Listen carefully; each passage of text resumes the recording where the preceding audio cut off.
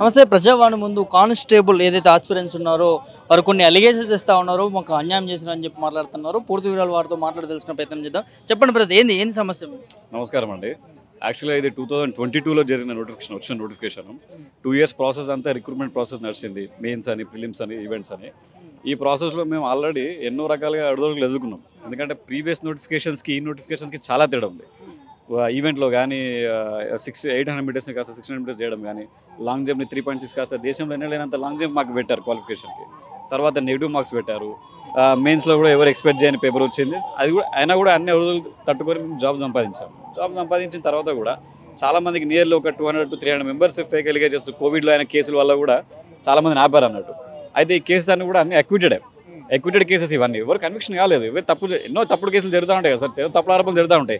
Court already judgement ఇచ్చేసింది మా అందరికీ అన్నట్టు. ఇప్పుడు ఎవరైతే అక్విటెడ్ ఉన్న వాళ్ళకి అందరికీ జడ్జిమెంట్ ఇచ్చింది. అయితే అక్విటెడ్ ఉన్న వాళ్ళని కూడా ఆపారు అన్నట్టు. ఆపడం కాకుండా మళ్ళీ ఇప్పుడు మాకు ఎక్విటెడ్ అయిన వాళ్ళకి కూడా ప్రాసెస్ కంప్లీట్ చేసేసి మరి ఎక్విటెడ్ అయ్యిందా, కన్విక్షన్ అయ్యిందా అని చెప్పి అది స్క్రీనింగ్తో కంప్లీట్ లిస్ట్ ఇవ్వాలి కదా.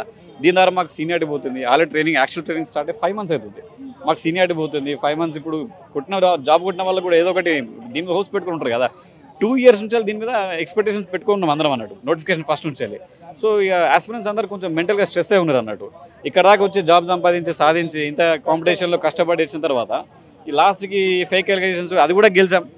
ఫేక్ ఎలిగేషన్స్ కూడా కోర్టులో గెలిచాము. ఎక్విటెడ్ అని ప్రూవ్ అయింది. ఎక్విటెడ్ ప్రూవ్ అయినాక కూడా మమ్మల్ని ఆపడం జరిగింది. ఇలా 3 times వచ్చాము. ఇవాళ మేడం కూడా కలిసారు, దివ్య మేడం, ఐఏఎస్ మేడం గారు కలిసారు. చైర్మన్ సార్తో మాట్లాడమని చెప్పారు. డైలీ ప్రాసెస్ నడుస్తుందన్నారు. అది ఎంతవరకు మనకు తెలియదు ఇక. ఎందుకంటే మేము ఎక్కడ పోయినా ఒక్కొక్క రకంగా చెప్తున్నారు అన్నట్టు. సో ఈ ప్రాసెస్ అనేది ఫాస్ట్గా చేసేసి ఎక్విటెడ్ అయిన వాళ్ళని ఎంతమంది ఒక 170 members దాకా ఉన్నారు ఎక్విటెడ్ వాళ్ళని కన్విక్షన్ కాకుండా ఎక్విటెడ్ అయిన వాళ్ళని మా జాబ్లోకి తీసుకోవాలనేది మా యొక్క మనమే.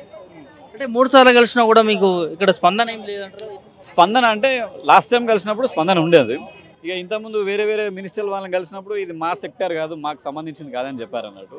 కాకపోతే ఇవాళ అయితే రెస్పాన్స్ అయితే క్లారిటీగా ఇచ్చారు. కానీ ఈ ప్రాసెస్ అనేది ఫాస్ట్గా అంటే రావడం పోవడం ఏదో ఒక సమాధానం జరుగుతుంది, కానీ కంక్లూజన్ అయితే దొరకలేదు మాకు అన్నట్టు. ముఖ్యమంత్రిని కలవడం ప్రయత్నించారు. ముఖ్యమంత్రిని ఇప్పుడు మాకు రెస్పాన్స్ కాకపోతే నెక్స్ట్ ముఖ్యమంత్రిని కలవడమే. అంటే ఏదైతే కానిస్టేబుల్ రిక్రూట్మెంట్ విషయంలో చిన్న కేసెస్ ఏమైనా ఉంటాయి కూడా వాటన్నిటిని అంటే ఆ అభ్యర్థులను పక్కన పెట్టడం మనం చూస్తాము. సో ఆ కేసెస్ కూడా క్లియర్ చేసుకున్నా కూడా ఆ అభ్యర్థులను కూడా వారిని ఏదైతే పోస్టింగ్కి పంపని నేపథ్యం చూస్తూ ఉన్నామో మమ్మల్ని ఆదుకోవాలని చెప్పి కూడా కానిస్టేబుల్ అభ్యర్థి ఎవరైతే ఈ ప్రాబ్లమ్ని ఫేస్ చేస్తూ ఉన్నారో వాళ్ళు ప్రజావానికి రావడం జరిగింది. వారితో మాట్లాడి తెలుసుకుందాం. చెప్పండి బ్రదర్, ఏంది పరిస్థితి? యాక్చువల్గా 2022 నోటిఫికేషన్లో మేము అందరం జాబులు కొట్టిన వాళ్ళమన్నా 16,000 పోస్టులు ఇచ్చారు ఈ నోటిఫికేషన్లో. దీంట్లో అందరు క్లియర్ అయిపోయారు. కేసుల కారణంగా టోటల్ 326 members ఉండే ప్రెసెంట్ ఆల్ ఓవర్ స్టేట్లో.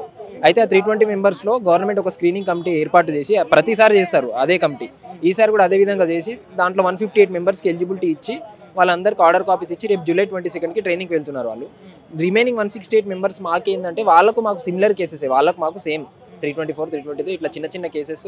ఇక వివిధ రకాల వల్ల కేసెస్లో ఇరుక్కున్న వాళ్ళు అందరూ మాకు సేమ్ ఉన్నాయి. అయినప్పటికీ వాళ్ళందరికీ ఇచ్చి మాకు ఇవ్వకుండా మా అందరికి నోటీసులు పంపించారు, షోకాజ్ నోటీసెస్. ఆ ఎక్స్ప్లెనేషన్ కూడా మేము ఇచ్చి సబ్మిట్ చేసేసాము.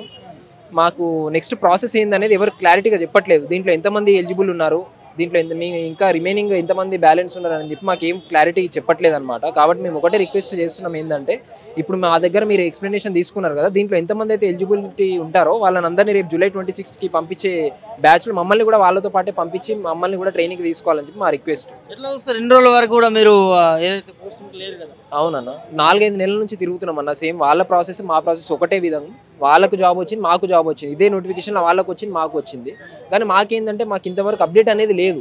పెద్ద నాయకులను కలిసినప్పటికీ బాబు ఒక 20 నుంచి 25 మందిని మిగతా అందరినీ మేము ట్రైనింగ్కి తీసుకుంటున్నాము, ఒక 10 days ఓపిక పట్టండి, 15 రోజులు ఓపిక పట్టండి అని చెప్తున్నారు. కానీ ఆల్మోస్ట్ 4 నెలల నుంచి ఇదే మాట చెప్తున్నారు. ఇప్పటికి ఇదే మాట చెప్తున్నారు కానీ ఎవరు క్లారిటీగా రెస్పాన్స్ ఇవ్వట్లేదు. మీకు వస్తుందా రాదా, రిజెక్ట్ అయితే రిజెక్ట్ అని చెప్పి మాకు ఒక కాపీ ఇచ్చేస్తే అయిపోతుంది కదా. మేము కోర్టుకి వెళ్ళి వేరే ప్రాసెస్ ఏదో చూసుకుంటాం కదా. మాకు వెళ్తున్న ప్రతిసారి ఏదో ఒకటి నచ్చ చెప్పి పంపిస్తున్నారు తప్ప మాకు ఎగ్జాక్ట్ ఇన్ఫర్మేషన్ అనేది ప్రొవైడ్ చేయట్లేదు ఎవరు. అది మా బాధ ఏంటంటే రేపు 22కి వెళ్ళే బ్యాచ్లు మమ్మల్ని కూడా మా దాంట్లో ఎంతమంది అయితే ఎలిజిబిలిటీ ఉంటారు చూస్తారు మనం ఇక్కడ. అంటే మేము మీ పైన ఉన్నటువంటి కేసులని ఏ విధంగా ఆధారాలు తీసుకుంటాం? మేము జడ్జిమెంట్ మాకు హైకోర్టే ఇచ్చింది కదన్న తీర్పు, మేము నిర్దోషులంగా తేలినామని చెప్పి. కాబట్టి అదే విధంగా దాన్నే కన్సిడర్ చేసి మా కేసు సంబంధించిన ప్రతి డీటెయిల్స్ గవర్నమెంట్ దగ్గర ఉన్నాయి. దాన్ని ఎగ్జామిన్ చేసి దీంట్లో ఎంతమంది అయితే ఎలిజిబిలిటీ ఉంటారో వాళ్ళకే ఇవ్వమంటున్నాం. మేము పెద్ద పెద్ద టెర్రరిస్టులం కాదు, లేదంటే రేపిస్టులం కాదు, ఏదో దేశానికి ద్రోహం చేయలేదు కదన్నా. మేము రాజకీయ నాయకులు కూడా ఉన్నారు, ఇప్పుడు వాళ్ళపైన కూడా కేసులు ఉన్నాయి. వాళ్ళు గవర్నమెంట్ ఫామ్ చేసి వాళ్ళు ప్రజాసేవ చేస్తున్నప్పుడు మేమేందన్నా 20-30 వేల జాబ్ పైన ఆధారపడి మా పేరెంట్స్ డిపెండ్ అయి ఉన్నారు ఇదే జాబ్ పైన. కాబట్టి మా రిక్వెస్ట్ ఏంటంటే మేము ఎంతమంది అయితే ఎలిజిబిలిటీ ఉంటామో మా అందరికి ఇచ్చేసి రేపు జూలై 22కి ట్రైనింగ్ పంపించే విధంగా చర్యలు తీసుకోవాలని చెప్పి మేము గవర్నమెంట్కి ఒకటే రిక్వెస్ట్ చేస్తాం. ప్రజావాణిలో కూడా మేడం ఏం చెప్పారంటే డైలీ 5 మెంబర్స్ ఫైల్స్ చెక్ చేస్తున్నాము, 10-15 డేస్ ఓకే పట్టండి, మీది కూడా అయిపోతుంది, మీకు కూడా ట్రైనింగ్ పంపిస్తామని చెప్పి హామీ ఇచ్చారు మాకు మేడం. మీరు చెప్పండి బ్రదర్, ఏంటి ఎట్లా చూస్తారు? అంటే ఇన్ని రోజుల నుంచి కూడా ఉద్యోగం రాబోతా ఉంది, అనుకున్న ఆశలన్నీ కూడా అడి ఆశలుగా మిగిలిపోతా ఉన్నాయి అనుకుంటారు, ఏం చెప్తారు? మాకు లిస్ట్ వచ్చిన తర్వాత మాకు చాలా సంతోషం అనిపించింది అన్న. మేము కానిస్టేబుల్గా మేము సెలెక్ట్ అయినా, మేము యూనిఫామ్ చేసుకోబోతున్నాం అని చెప్పేసి మా ఫ్యామిలీ వాళ్ళు కూడా మేము కూడా చాలా సంతోషపడ్డాం. కానీ ఇప్పుడు తీరా వచ్చినాక తర్వాత మాకు ఎటువంటి జాబులు లేవు అని చెప్పేసి చాలా సఫర్ అవుతున్నాం. మా ఫ్యామిలీ వాళ్ళు కూడా సఫర్ అవుతున్నారు, మేము కూడా సఫర్ అవుతున్నాం. అసలు ఎక్కడ తిరగాలో కూడా మాకు అర్థమవుతలేదు, అసలు ఎవరిని గెలవాలో కూడా మాకు అర్థమవుతలేదు. హోమ్ డిపార్ట్మెంట్ హోంశాఖ వాళ్ళకి కలుద్దామంటే కూడా అది సీఎం దగ్గరే ఉంది, వేరే వాళ్ళ దగ్గర సీఎంని కలుద్దామంటే కూడా మాకు అపాయింట్మెంట్ దొరకలేదు. అసలు ఏం చేయాలో తెలియని పరిస్థితి మాది. అంటే దేనికోసం అయిపోయిన మీ పోస్టింగ్లు అన్నీ కూడా? అంటే పిటి కేసులా లేకపోతే కేసులలో ఇన్వాల్వ్ చేసి ఉన్నారు. మా పాలోళ్ళే వాళ్ళు, మా పాలోళ్ళన్నా కావచ్చు, మా ఇంకా వెస్వాన్స్ వేరే వాళ్ళన్నా కావచ్చు, కావాలని కేసులో మేము చదువుకుంటున్నాం కాబట్టి స్టూడెంట్స్ మీద కేసులు వేస్తే వీళ్ళు ఇరుక్కుంటారని చెప్పేసి కావాలని పగతో వేసిన కేసులు అవి. ఆ కేసులను మేము కోర్టు ద్వారా కూడా మేము క్లియరెన్స్ తీసుకొచ్చాము. మాకు ఎటువంటి కేసులో ఈ తప్పుడు కేసులలో మాకు సంబంధం లేదు, మేము చదువుకునేటోళ్ళం. అప్పుడు ఆ ఇష్యూ జరిగిన టైంలో మేము ఇక్కడ లేకున్నాం, హైదరాబాద్లో ఉన్నాం, మేము అక్కడ కోచింగ్ సెంటర్లలో ఉన్నాం, అక్కడ ఉన్నాం, ఇక్కడ ఉన్నాం అని చెప్పేసి మేము వాళ్ళకు ప్రూఫ్లతో సహా మేము వాళ్ళకి చూపించి మేము క్లియరెన్స్ తీసుకొచ్చినాం. క్లియర్ అయిపోయినాక కూడా అన్నీ సబ్మిట్ చేసినా కానీ ఆపేసిరన్న. ఇది మా బాధ. మమ్మల్ని వెంటనే ట్రైనింగ్ పంపించాలనేది మా ప్రధాన డిమాండ్. ప్రక్రియలో ఎలాంటి కేసులు ఉండకూడదని ఒక ప్రధానంగా ఒకటి చూస్తారు. అలాంటిది సరే మీ పైన ఉన్నా కూడా వాటి క్లియర్ చేసుకున్నా కూడా ఎందుకు తీసుకోవట్లేదు మిమ్మల్ని? సేమ్ మా కేసు లాంటి కేసులు ఉన్నోళ్ళు మొన్న లిస్ట్ ఒకటి తీసిర్రు, 158 మెంబర్స్ ఒక లిస్ట్ వచ్చిందన్న. వాళ్ళకు కూడా ఎఫ్ఐఆర్లు అయినాయి, వాళ్ళ మీద కూడా కేసులు ఫైల్ అయినాయి. మా మీద ఎటువంటి కేసులు ఉన్నాయో వాళ్ళ మీద కూడా అట్లాంటివే కేసులు ఉన్నాయి. అందులో కొంతమందిని తీసిర్రు, కొంతమందిని ఆపేసిర్రు. కొంతమందిని తీయడానికి, కొంతమందికి ఆపేయడానికి ఇలా కారణం మాకు తెలియదు. ఇంకా ఎందుకు తీసిరు ఎట్లా, ఎందుకంటే కేసు గ్రావిటీని బట్టి చూసిరా, ఏం చూసిరో మాకైతే తెలియదు. కానీ క్లియర్, అది పెద్ద కేసు అయినా కానీ చిన్న కేసు అయినా కానీ మొత్తం కోర్టే నీకు క్లియరెన్స్ ఇచ్చినప్పుడు, అసలు నీకు ఎటువంటి కేసుతో సంబంధం లేదు అని క్లియరెన్స్ మాకు జడ్జిమెంట్ ఇచ్చినప్పుడు, ఇంకా అది పెద్ద కేసు అయితే ఏంది, చిన్న కేసు అయితే ఏందన్న, అందులో మేము ఇన్వాల్వ్మెంటే లేనప్పుడు ఆస్పిరెంట్కి అన్యాయం జరుగుతుంది అనుకోవచ్చు. ఇలాంటి జరుగుతుందన్న. ఇప్పుడు చూస్తే అర్థమవుతుంది కదా. మాకు 5 months నుంచి మేము ఇట్లా రోడ్ల మీద తిరుగుతున్నాం, చెప్పులు అరిగే విధంగా తిరుగుతున్నాం, మేము ఆఫీసులకు తిరుగుతున్నాం, డీజీపీ ఆఫీసులకు తిరుగుతున్నాం, సెక్రటేరియట్లకు తిరుగుతున్నాం, సీఎం ఆఫీస్కి తిరుగుతున్నాం, తర్వాత ఈ పాలిటిక్స్ లీడర్ల దగ్గర తిరుగుతున్నాం.